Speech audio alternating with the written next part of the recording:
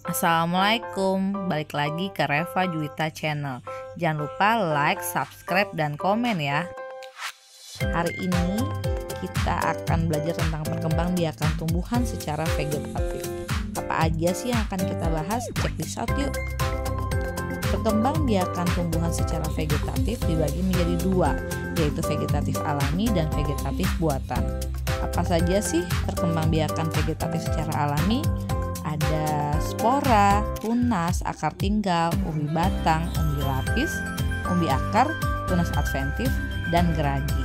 Nanti akan kita bahas satu persatu ya. Yang pertama adalah spora. Spora adalah bagian tumbuhan yang berfungsi untuk memperbanyak tumbuhan. Fungsi spora mirip seperti biji. Contohnya adalah lumut dan tumbuhan pati. Yang kedua adalah tunas. Tunas adalah tumbuhan muda yang baru tumbuh dari bagian tubuh induk tumbuhan tersebut.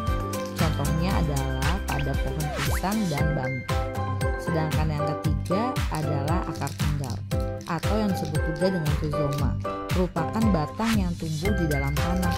Ciri-ciri akar tinggal adalah sebagai berikut. Yang pertama adalah bentuknya seperti akar tetapi berbuku-buku dan pada ujungnya terdapat kuncup atau calon tunas. Yang kedua adalah pada setiap buku terdapat sisik yang berasal dari daun. Contoh rizoma adalah pada tumbuhan lengkuas, jahe, dan kunyit.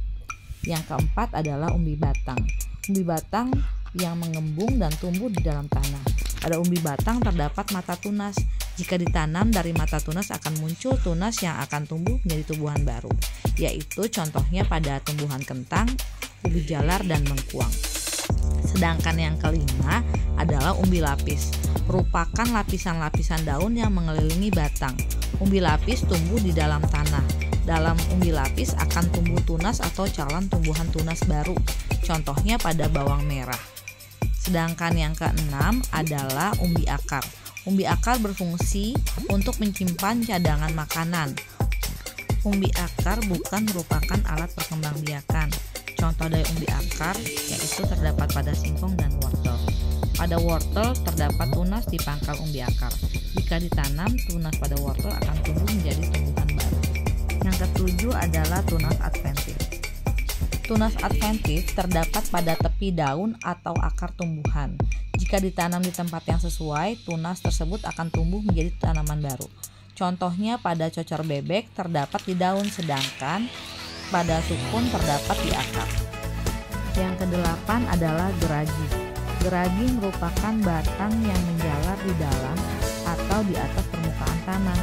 Contoh tumbuhan yang berkembang biak secara geragi adalah stroberi dan rempah. Itulah kedelapan contoh perkembangbiakan vegetatif secara alami.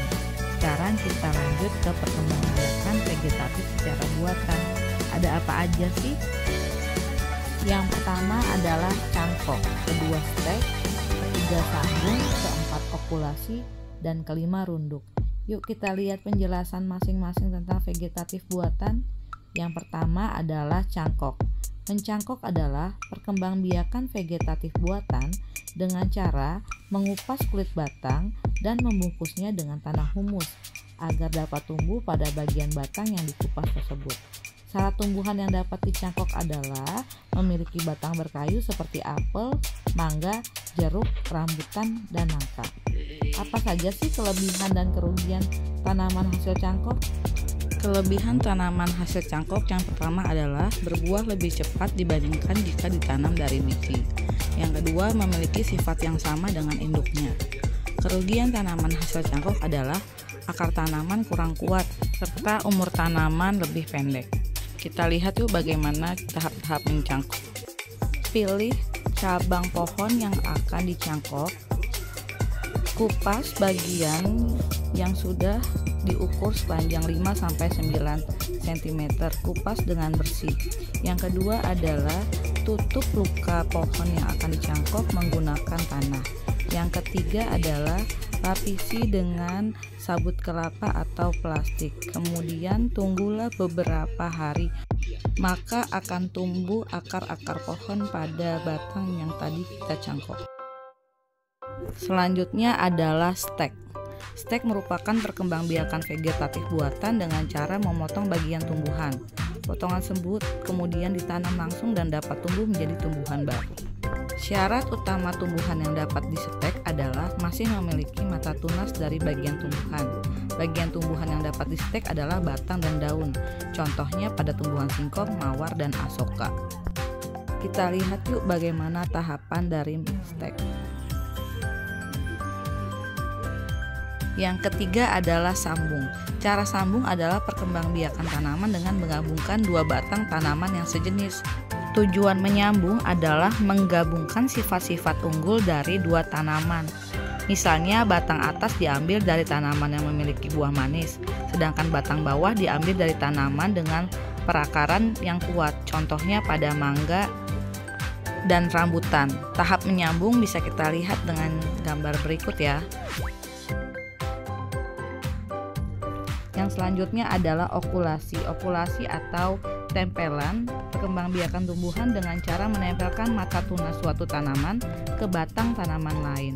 Batang yang ditempel mata tunas berfungsi sebagai tanaman induk. Tujuan okulasi adalah memperoleh tanaman yang memiliki sifat unggul, gabungan dari dua sifat tanaman yang baik.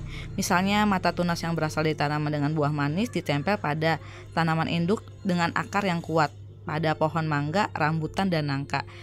Cara perkembangbiakan vegetatif buatan yang terakhir adalah runduk.